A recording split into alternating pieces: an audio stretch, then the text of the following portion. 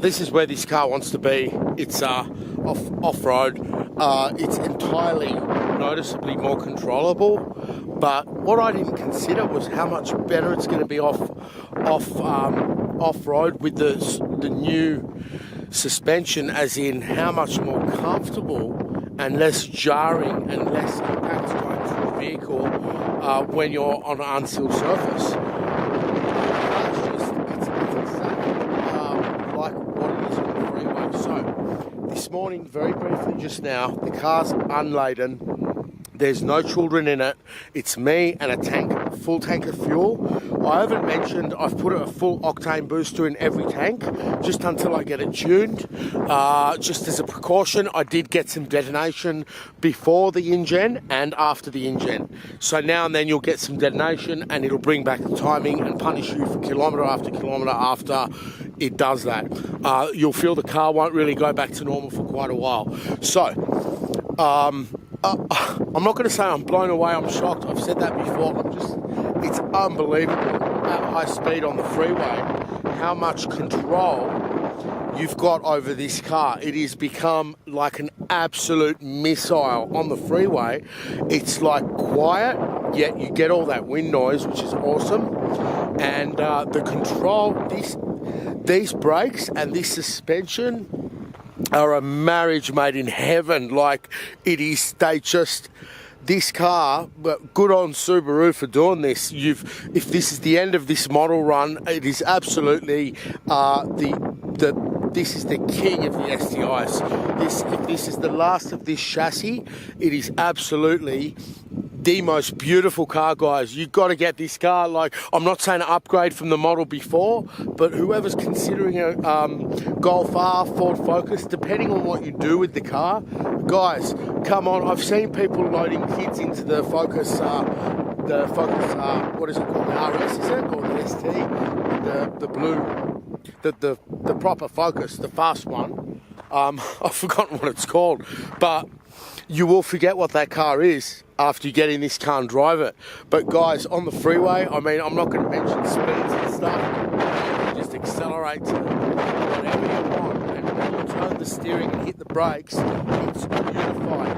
The previous model would lurch a little bit. It would not know exactly what it's going to do. You'd get a bit of body roll. Guys, it's gone here. It's absolutely gone. Like, speeds well in excess of what you want to be doing. This car has full control, and you can just go chit around whatever you want, right? No, I'm talking about here freeways, so we're not talking about, sharp corners and that. That I'll make a video at the National Park for, but also when I do have those roads today, I will have children in the car. Brake fade, what is that? So I've tested the brakes now, descending at high speed down that mountain.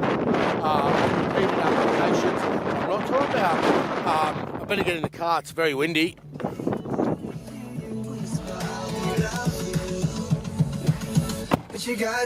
Okay, I'm talking about when you're accelerating in fourth gear down, at freeway speeds of over 100 kilometers an hour, and you're winding down and you accelerate and brake. So from over 110 back to 80 and stuff like that. In that condition, they were brilliant. On very steep descents, we're not going to be having those steep descents on this trip that I'll be applying the brakes like that too. So anyway, it's great. It's maybe I should have trusted more that this car would be so good off-road, but it's a nice surprise. Here we go. Here's some. Look at that. Look at those things. Now, I was here 3 months ago. I wasn't driving over these. These are very sharp. Okay, so